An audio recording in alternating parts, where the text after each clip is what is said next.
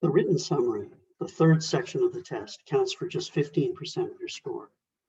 I suggest you do this section of the test right after you've written your essay so that you have all of the writing out of the way at the beginning of the test.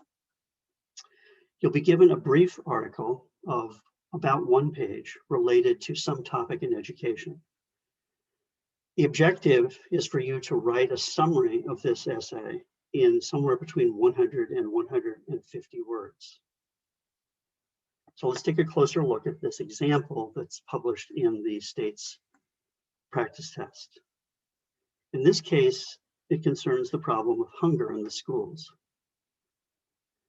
You want to begin by reading the essay, paying attention to key structural elements, like the thesis, which typically occurs at the end of the first paragraph, topic sentences, and the conclusion. It'll be crucial to represent all of these in some way in your summary. Then you want to go back and revisit each paragraph in detail, making notes on the left-hand side of your note sheet. In a moment, I'll show you a graphic organizer you can use for this purpose. In paragraph 1, the writer tells the story of how a principal fixes behavior problems by giving kids food early in the day. The writer concludes by stating that we need a solution to hunger in our schools, which is the thesis. Paragraph 2, the writer supports her argument by outlining the impact of hunger has on children, describing the physical, emotional, and behavioral consequences. Paragraph 3, she discusses school breakfast programs, which can be a solution to the hunger problem. And finally, in the conclusion, the writer explains that the public perception of school meal programs being one of handouts discourages state legislators from funding these programs.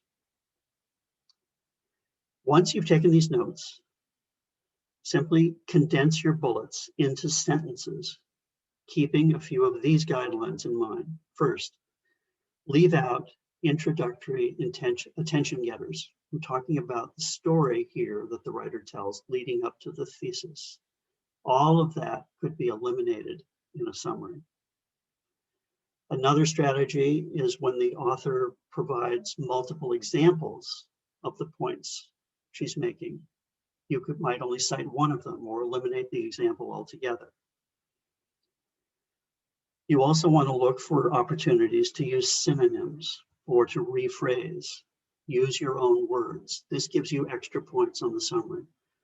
For example, the word physical is used here in paragraph 2, and it relates to the health problems that are caused by children not eating enough.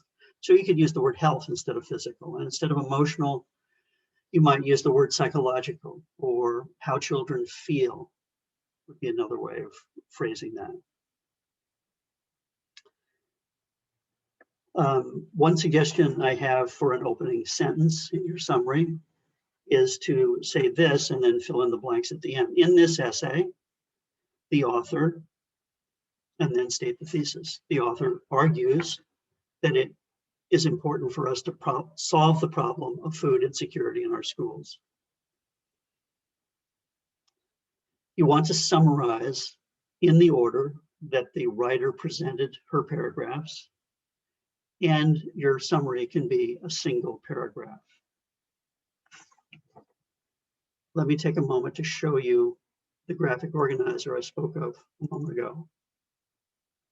Here I've included some of the bullet points I just spoke to, but down here I'm just suggesting that you frame the bullets one at a time by paragraph down the left-hand side, and then as you think through those bullets, you can just compose a sentence or two to capture the most important information reflected in those bullets. This will ensure that the summary is complete and hopefully concise.